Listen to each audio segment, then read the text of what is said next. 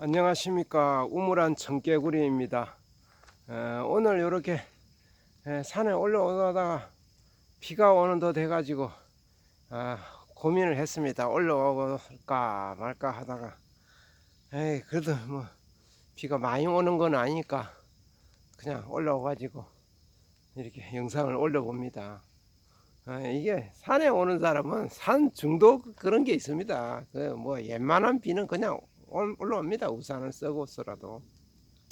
그 전에 그런 사람도 있지 않습니까? 우리나라 제가 기억하기는 에베레스트 산을 최초로 등반하신 분이 아마 고상돈 대원이라고 있었습니다. 그분이 아마 그 에베레스트 산에서 결국 그냥 거기서 돌아가신 거로 기억납니다. 또 뭐 그 이후에도 많이 돌아가셨죠. 그 히말라야 그 에베레스트 산 등반해 가지고 요 최근에는 그 뭐 산 사나이 그러면서 박영석 대장인가 그분도 또 산에 그 에베레스트 산 히말라야 그 등반하시다 돌아가시고 그 산에 이렇게 뭐 어찌 보면은 뭐 그 고인들에게 조금 뭐 그런 그 누가 되는 말씀인지는 몰라도 산에 중독 그런 거라고 볼 수 있습니다. 저도 그러니까 이게 산에 올라오고 이런 지 오래돼 가지고 산에 안 오면은 그냥 하루가 좀 찌부둥하고 그렇습니다. 어쨌든 산에 올라와야 그냥 하루에 간다 이런 얘기입니다.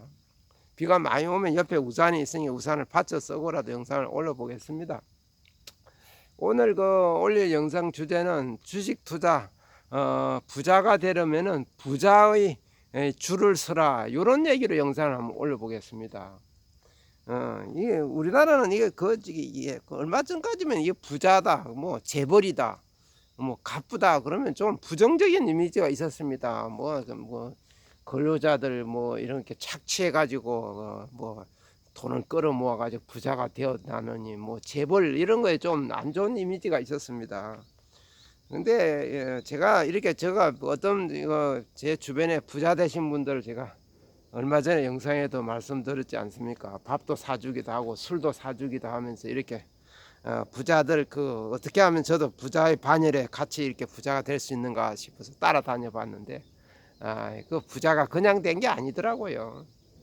부자가 그냥 된 게 아닙니다. 그 부자 이렇게 존경하는 마음이 있어야 됩니다. 그래야 나도 부자 됩니다. 그 부자 된 사람들을 막 질투하고 방금 뭐 비행기가 또 지나가가지고 잠시 멈췄습니다. 제가 그 부자 되시는 분들 뭐 술도 사주고 밥도 사주고 이러면서 따라다니면서 이렇게 보니까 배울 점이 많더라고요. 부자가 그냥 된 게 아니더라 이런 얘기입니다. 그 제 주변에 어느 또 좀 부자 되신 분은 그분 얘기 들어보면은 부자가 되려면 안 써야 된다고 합니다. 안 써야 쓰는 거를 나가는 구멍을 막아야 부자가 된다 이런 얘기입니다. 그분은 젊었을 때 그분도 자수성가한 분입니다. 혼자 7남매인가 8남매에서 아무것도 장남의 옛날에는 그 장남한테 모든 재산을 물려주지 않습니까? 부모님이 돌아가실 때 왜냐? 그 제사밥 얻어 먹으려고 그런 마음으로 장남한테만 재산을 주고 나머지는 아무것도 물려주지 않는 그런 관행적으로 내려왔던 거 봐요. 그 민법에는 분명히 그 자식들이 이게 분배되는 그런 게 법 조항이 있는데도 그러게 관행적으로 내려왔다 이겁니다. 그분도 아무 재산 없이 그냥 뭐 밥숟가락 이렇게 공기 밥그릇 놓고 이렇게 살림을 시작했다 이거죠. 그래 이제 부자가 된 거예요. 젊었을 때는 직업도 없이 뭐 이런 무슨 뭐 기술고시 이런 그런 그 자격증 얻으려고 도서관이고 뭐 이런 게 뭐지 그 당시에는 고시원 이런데 독서실 이런 데서 공부하고 그러니까 뭐 집에 갖다 줄 돈이 없지 않습니까? 그러니까 집에 들어가면은 막 아내가 이불 혹 이렇게 덮어쓰고 발발 떨고 있더라 이런 얘기입니다. 연탄불을 못 떼가지고 그 연탄불을 떼야 그 겨울을 지내는데 그렇게 혹독한 생활을 지냈다 이거죠. 그래가지고 돈이 있으면은 연탄 한 장을 새끼꾸러미 끼워가지고 이렇게 들고 집에 들어가면 아내가 이거 이불을 뒤집어서 발발 떨고 있더래요. 그왜 그러니까 연탄 한 장 불 붙이면 될 텐데 그러니까 연탄 살 돈도 없고 연탄 한 장 아끼느라고. 그때 연탄 한 장이 한 20원꼴 했습니다. 근데 연탄이 그 불을 꺼뜨리면은 다시 번개탄을 가지고 붙여야 되는데 번개탄 값이 한 10원 했습니다. 그러니까 뭐 붙이려면 다시 번개탄 10원이 들지 않습니까? 그런데도 연탄 한 장 20원보다는 그게 절약된다 생각해가지고 연탄 하루에 2장이 있어야 조금 뭐 떳떳하게 지낼 수 있는데 한 장으로 밤에만 떼는 거예요. 낮에는 불을 꺼트려 버리고. 그래가지고 남편이 올 때쯤 공부 뭐 도서실이나 독서관이나 뭐 독서실에서 하다가 올 때쯤 돼서 불을 번개탄에 붙여가지고 또 불을 지피는 거예요. 그러니까 10원 정도 아끼려고 그 고생을 한다 이런 얘기입니다. 돈을 절약하기 위해서. 남편이 돈을 못 벌어오니까 나중에 부자가 된 거예요. 그러니까 말하자면 그 아내가 얼마나 고생하면서 살았습니까? 그 조광지처지요. 그러니까 자기가 뭐 잘 되고 부자가 됐다고 조광지처를 어떻게 할 수 있습니까? 그 데리고 살아야지. 이분이 엄청 부자가 됐어요. 부자 빌딩도 몇 채 되고 막 땅도 여기저기 있고.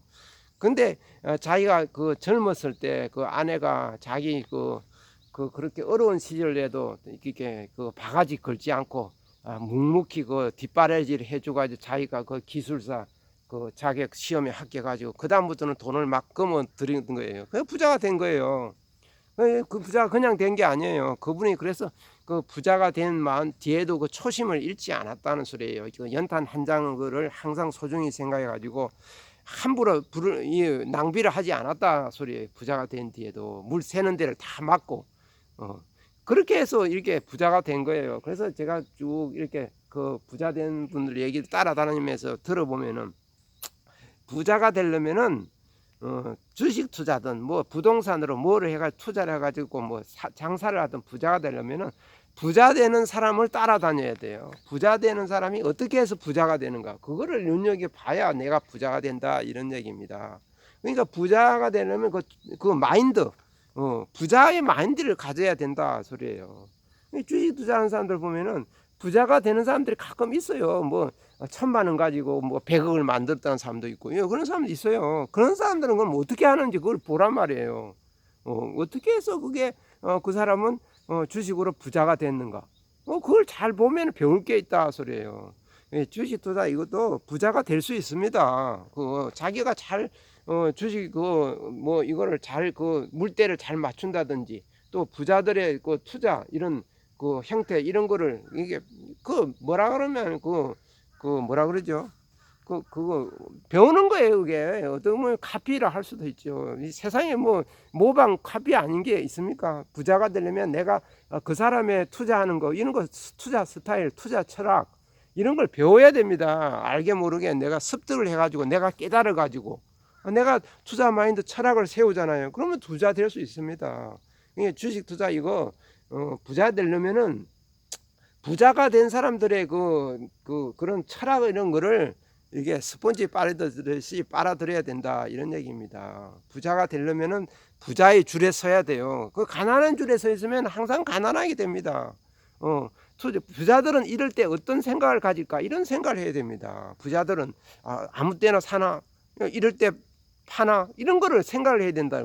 부자들의 관점에서 지금 시장에 내가 어떻게 이렇게 대응을 하는 게 좋을까? 부자들은 어떤 데 움직이는가? 그걸 봐야 됩니다.